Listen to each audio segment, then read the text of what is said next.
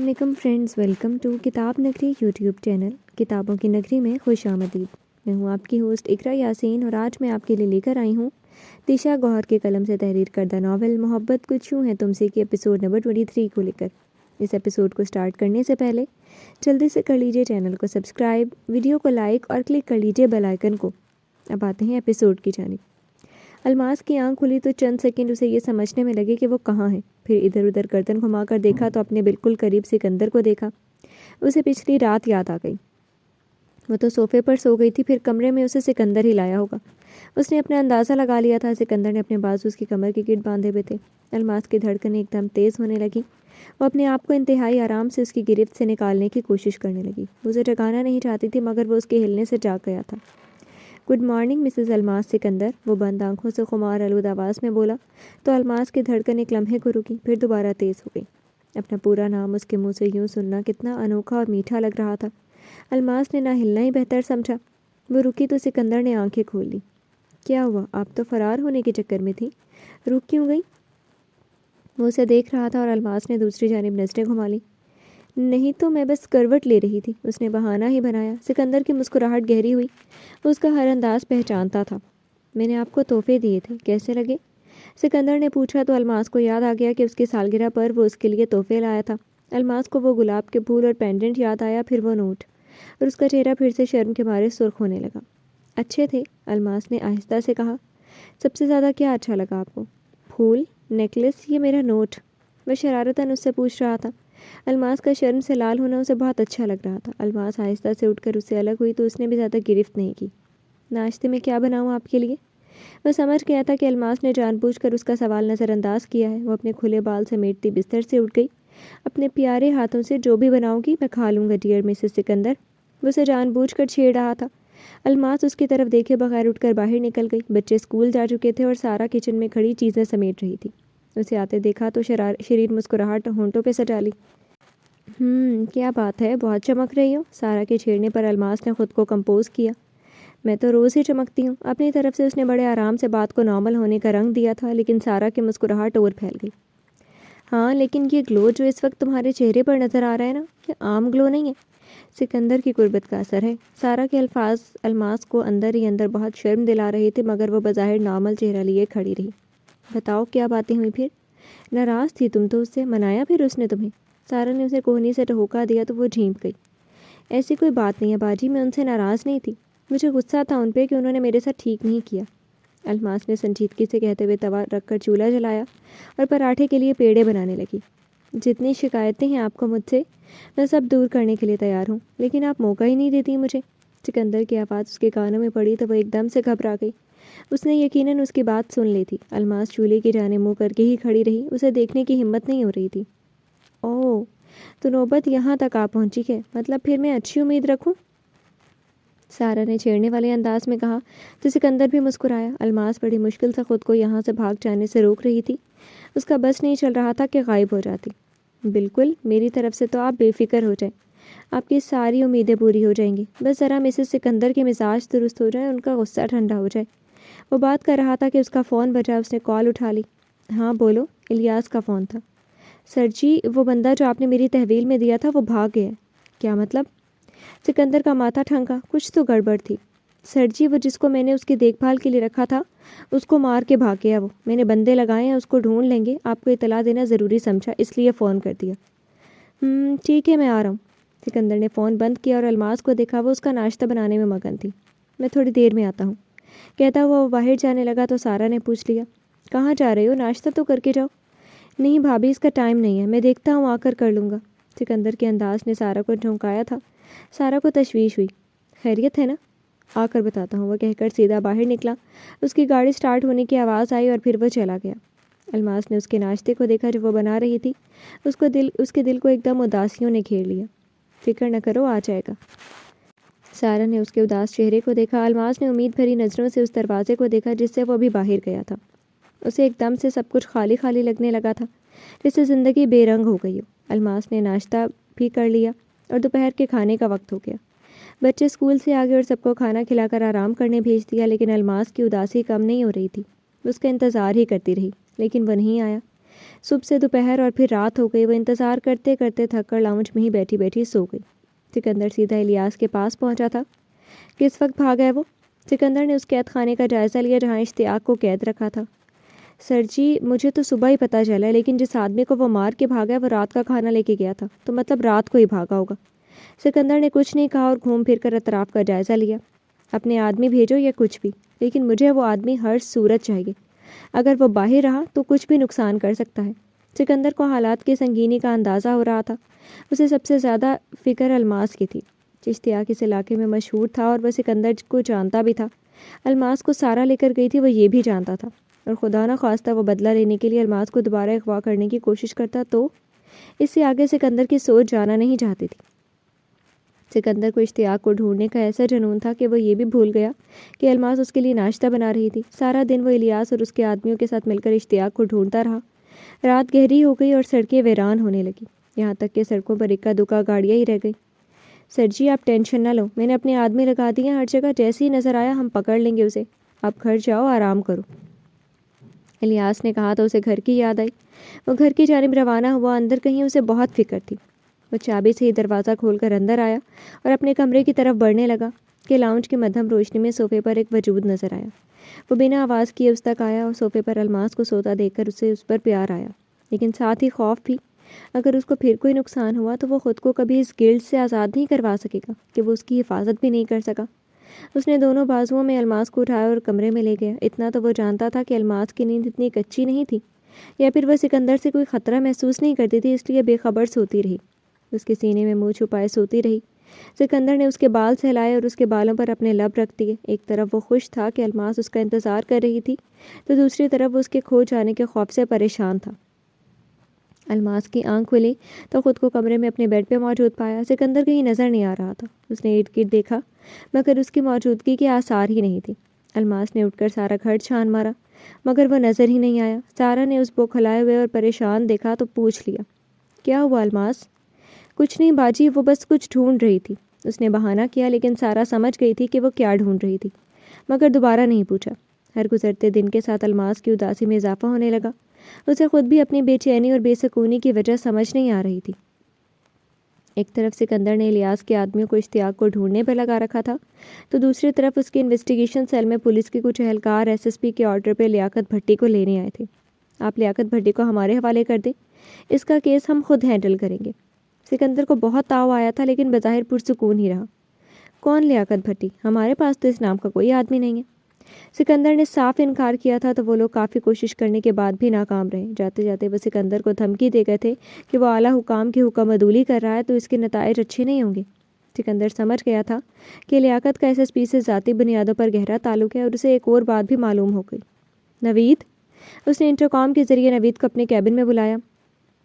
جی سر۔ وہ مستعدی سے اس کے سامنے کھڑا ہوا۔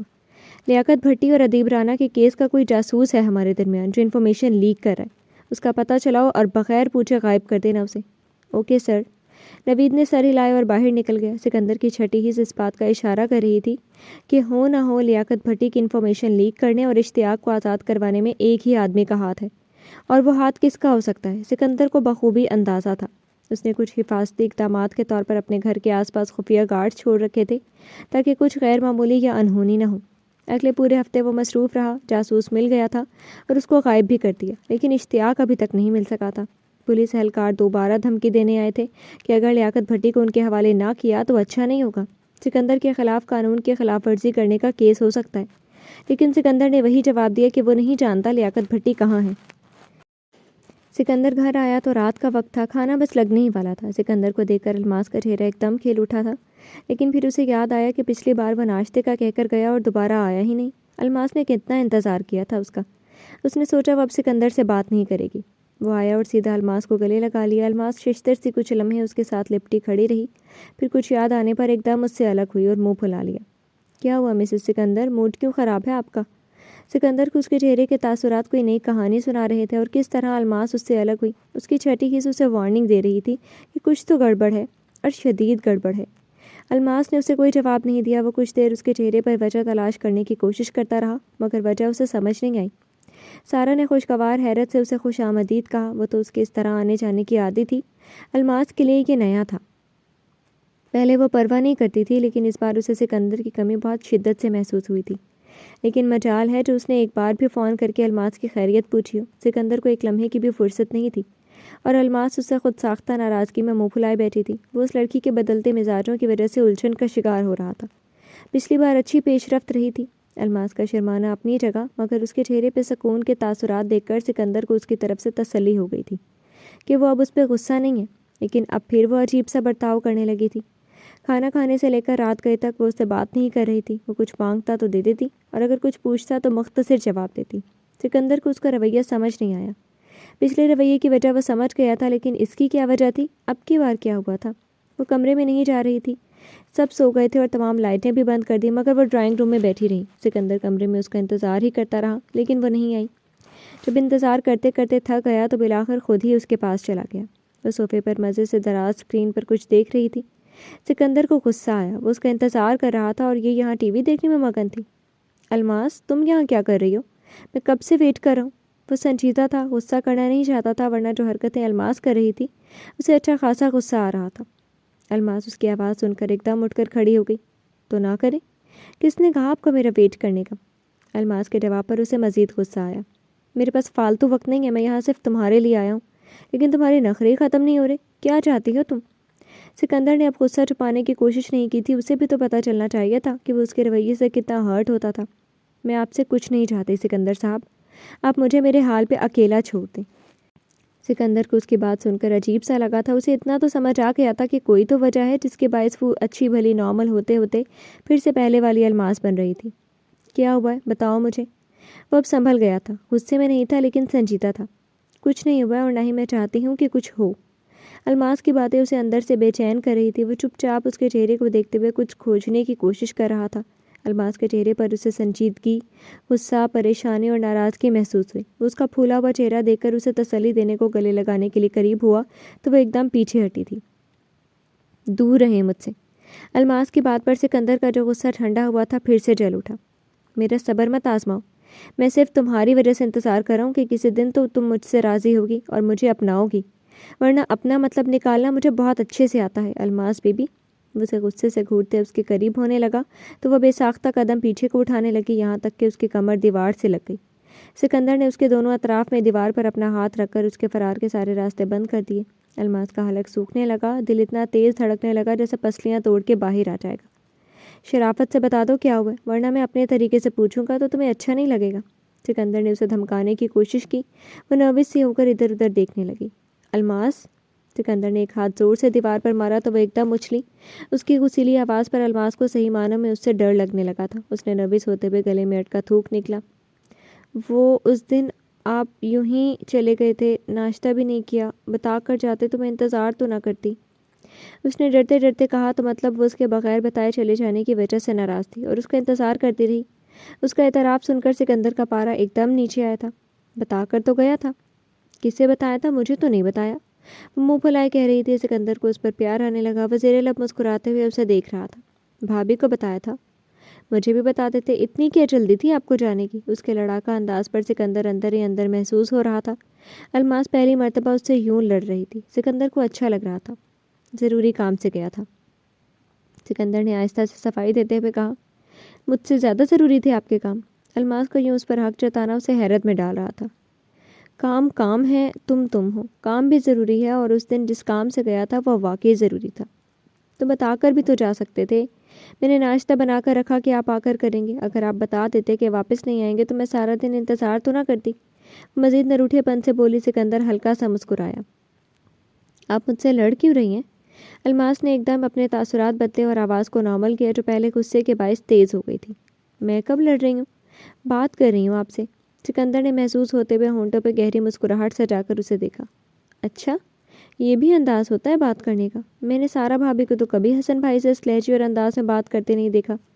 وہ اسے تنگ کرنے کی کوشش کر رہا تھا۔ الماس کا لڑنا اور زچ ہونا اسے اچھا لگ رہا تھا۔ سکندر کی بات سن کر جب اسے اور کچھ نہیں سوجھا تو وہ پھر سے اپنی بات پر قائم رہنے کے لیے اسی کو الزام دینے لگی۔ آپ انتہائی خود غرض انسان ہیں، جب مطلب ہوتا ہے تو آ جاتے ہیں، جب دل چاہتا ہے چلے جاتے ہیں۔ میری کوئی فکر، کوئی پرواہ نہیں آپ کو، آپ بس جھوٹ بولتے ہیں۔ اس الزام پر سکندر کو بے چینی ہوئی۔ ہر بار تو وہ اس کے الزام چپ چاپ برداشت نہیں کر سکتا تھا۔ تمہاری پرواہ ہے تو گیا تھا نا؟ الماس نے ناسمجھی سے اسے دیکھا۔ تمہیں کیا پتا کیا حال کیا میں نے اس آدمی کا؟ کس آدمی کا؟ الماس کو سمجھ نہیں آیا کہ وہ کس کی بات کر رہا تھا۔ وہی جسے بازار میں دیکھ کر تم میرے پیچھے چھپنے کی کوشش کر رہی تھی، سکندر نے اسے یاد دلایا۔ کیا کیا ہے آپ نے اس کے ساتھ؟ الماس نے ڈرتے ڈرتے پوچھا۔ وہ حال کیا ہے کہ اب کسی کے بالوں کو ہاتھ نہیں لگا سکے گا، ہاتھ توڑ دیے میں نے اس کے۔ الماس نے بے اختیار منہ پہ ہاتھ رکھا۔